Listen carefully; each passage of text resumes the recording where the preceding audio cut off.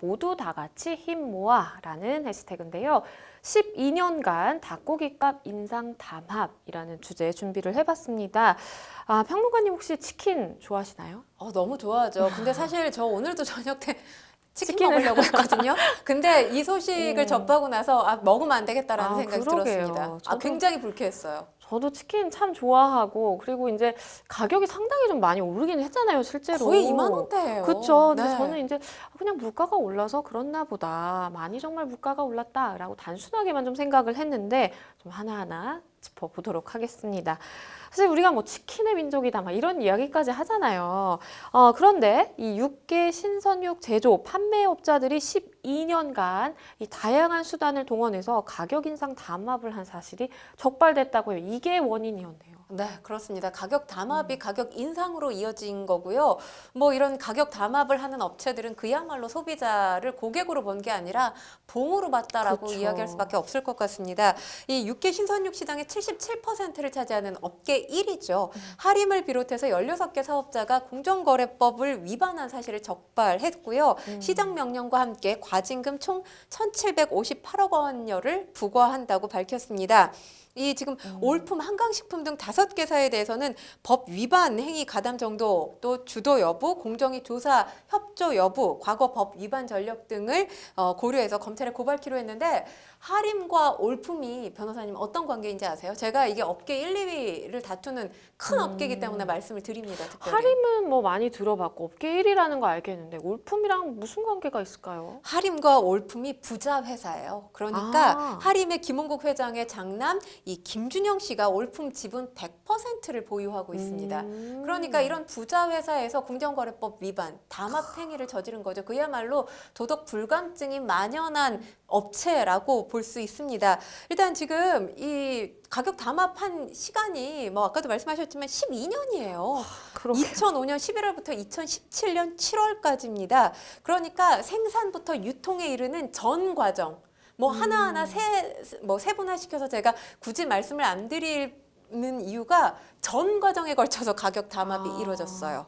그렇기 때문에 뭐 이건 과징금, 아까도 제가 1,758억여 원이라고 말씀을 드렸기 때문에 이 이게 과징금 자체가 너무너무 어마어마한 금액이다라고 아마도 시청자분들이 생각하실 텐데 그렇지가 않습니다. 그리고 중요한 건 인정할 건 인정을 했어야죠. 심의 과정에서 자신들의 어떤 출고량, 생산량 조절 행위가 공정거래법 이 적용이 배제되는 정부의 수급 조절 정책에 따른 거다.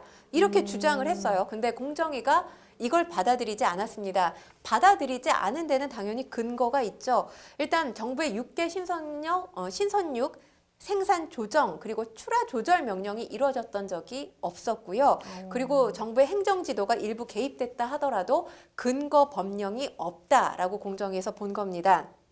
그리고 지금 이들의 매출액이 어마어마해요. 그렇겠죠. 저는 이렇게 닭을 팔아서 어마어마한 매출, 이 정도인 줄 몰랐어요. 12조 원이더라고요. 어마어마하네요. 네, 그러니까 과징금이 1,700억 원이 넘는다 하더라도 전체 매출액의 한 2% 정도이기 때문에, 그리고 다른 사건에 비해서 이게 과징금이 또 낮은 수준입니다. 더 문제인 건 이번에 담합행위가 처음 적발된 거라면 처음이니까 라고 이해해 줄 수 있을지도 모르겠지만 처음이 아니에요.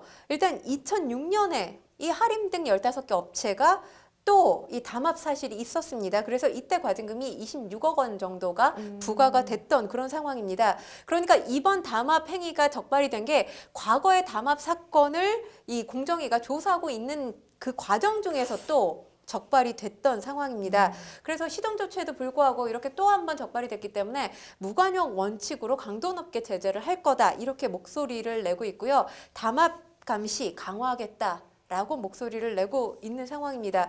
근데 지금 사실 제가 이제 과징금에 대해서 변호사님 말씀을 드렸잖아요.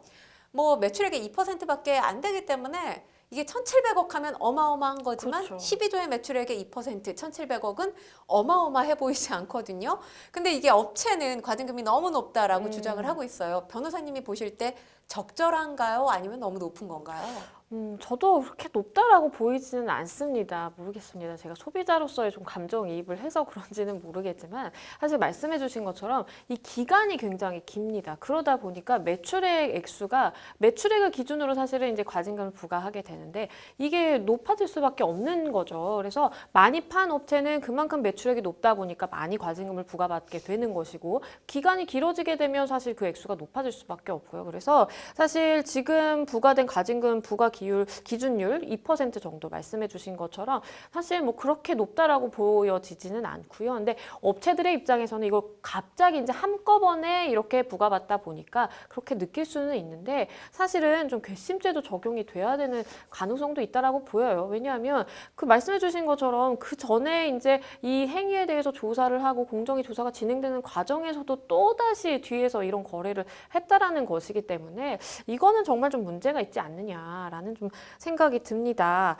근데 단순히 이제 가격을 우리가 좀 올려보자 이렇게 가격 담합만 한 게 아니라 가격을 올리려고 공급을 억지로 뭐 줄이기도 하고 여러 가지 좀 수법들을 썼던 것 같아요. 그러니까 냉동 비축량을 또 담합을 했습니다. 뭐 설명절 이전에 3%이 냉동 비축한다, 도계량 3%뭐 냉동 비축한다 이런 식으로 이제 구체적인 기간 비축량까지 합의를 한 건데 또 이제 굉장히 닭을 많이 먹는 기간이 복날 그 기간이잖아요. 이럴 때도 또 담합 행위들이 적발이 됐습니다. 병아리 수도 담합 대상에 포함이 돼요. 그러니까 30일의 사육 기간이 지나게 되면 6개가 되는 거죠. 그래서 병아리 수를 줄여서 중장기적으로 어떤 이 신선육 생산량을 감축하기 위해서 병아리 수까지 담합 대상에 포함을 시켰습니다. 그러니까 닭에 관련된 전반적인 모든 과정이 다 담합 행위에 포함됐다라고 말씀을 드릴 수가 있을 것 같아요. 정말 말씀 주신 것처럼 이 전 과정에 걸쳐서 담합을 한 건데 사실 이제 요즘 물가가 워낙 많이 오르다 보니까 이렇게 장 보다 보면은 와, 몇 개 집지도 않았는데 너무 좀 비싸다. 물가 많이 올랐네. 라는 생각들 하시게 될 것 같아요. 그런데 이 과자나 아이스크림 같은 이 간식류 가격도 굉장히 많이 올랐거든요. 그런데 아이스크림 회사까지 가격을 담합한 사실이 밝혀졌다고 해요. 이게 빙그레 혜태 이런 회사를 비롯해서 한 5개사가 4년 동안 또 아이스크림 가격을 담합해 왔습니다. 이 5개사 이 국내 이 시장 점유율이 85%에 달해요. 그러니까 여기서 가격을 올리면 소비자들은 그냥 오른 가격, 그렇죠. 가격이 올랐나 보다 하고 사 먹을 수밖에 없는 그런 상황입니다. 여기도 지금 과징금이 1,350억 원 이상이 지금 부과가 됐고요. 시정 명령이 된 상태입니다. 일단 이제 유통 채널 같은 경우도 2017년 8월 뭐 대형마트뿐만 아니라 기업형 슈퍼마켓 있잖아요. 제품 유형별로 가격을 올렸어요. 뭐 콘샌드류는 얼마, 바류는 얼마, 투뷰류는 얼마 이런 식으로 올렸고요. 그리고 2019년 8월 이후에는 이 아이스크림 전 유형 제품의 가격을 일제히 최대 20%로 인상을 했습니다. 그러니까 우리의 먹거리 작은 것부터 뭐 이 치킨 값에 이르기까지 담합이 안 그러게요. 되고 있는 품목이 없다라는 생각이 듭니다. 그런데 이 와중에 또 국내 납품하는 이 보급 물품 구매 입찰에서도 입찰가를 담합한 업체들도 있다고 해요. 네, 그렇습니다. 이 보급 물품이라는 게 이제 국방부, 교정청, 뭐 경찰청, 뭐 이 군복이나 기동복, 보호의, 마스크 이런 것들 있잖아요. 이런 소모성 물품을 납품을 하는 건데 입찰 경쟁이 굉장히 치열하다고 합니다. 그렇죠. 근데 지금 담합 행위를 한 업체 적발을 했더니 6개 업체인데 보니까 중요한 건 다 가족 회사예요. 네, 한 실소유자 회사라도 한 봐야 명의 각각의 회사들마다 대표가 있었던 건데 그러니 얼마나 담합하기가 쉬운 그러게요. 구조입니다. 그리고 중요한 건 지금 이 업체의 실질적인 소유주가 이미 입찰 방해 혐의로 실형을 살고 나왔어요. 그런데 징계 기간이 끝나면서 다시 공공기관 입찰이 허용이 된 겁니다. 저는 이게 지금 법적으로 위법 행위를 해서 한번 적발이 됐잖아요. 그렇죠. 그런데 또 공공기관 입찰을 할 수 있게 한 이 상황은 도대체 뭔지 라는 생각이 듭니다. 현행법상 입찰 자체를 막을 수가 없다고 해요. 그러니까 저는 이 법도 바꿔야 되지 않나라는 생각이 그러게요. 듭니다. 한 번 담합행위를 해서 돈을 벌었는데 두 번째는 담합행위 안 하겠습니까? 이 자체가 굉장히 구멍이라고 생각이 되고요. 뭐 다시 담합으로 이어질 경우를 대비해서 감시 강화하겠다. 늘 감시 강화하겠다고 하는데 이런 사람들은 또 걸리고 또 담합을 합니다. 그렇죠. 여기에 대해서도 저는 공정위가 조금 책임 있는 매뉴얼을 만들어야 되지 않나라는 생각이 듭니다. 마지막으로 이거 하나 좀 짚어볼게요. 부동산 담합도 있습니다. 안 그래도 사실 부동산은 대한민국에서 정말 민감한 이슈 중에 하나인데 인천 송도에서 있었다고요. 집값 담합 의심 사건이 있었다고요. 그러니까 일단 인천 송도의 이제 A 아파트 실제로 거래되는 가격은 10억 정도인데 네. 이제 부동산 온라인 커뮤니티에서는 이 거래가보다 낮은 5, 6억 원에 거래된 것처럼 계약서를 작성해달라 이런 다운 계약서 부추기는 내용이 게시가 되고 있고요. 그리고 한 아파트 엘리베이터에 이런 게 붙여져 있다고 합니다. 그러니까 이 시세보다 저가의 매물 내놓지 말고 이를 중개하는 공인중개사 거래하지 말라. 그러니까 이 뭐 아파트 평수별로 거래일 또 실거래가 최고가가 담긴 실거래가 정보 공유 안내문이 담겨져 있는데 그러니까 이제 송도 같은 경우 젊은 층이 굉장히 많이 살고 있어요. 그렇죠. 그래서 부동산 앱이나 뭐 부동산 커뮤니티가 굉장히 활발하게 활성화되어 있는 건데 여기가 지금 인천의 구도심에 비해서 이 국제도시다 해가지고 굉장히 비쌉니다. 이 아파트가 작년에 굉장히 많이 올랐잖아요. 그러니까 뭐 인천의 어떤 미추홀구나 중구 같은 경우는 13%에서 14% 인상이 됐거든요. 연수구만 42.4%, 송도가 포함된 구죠.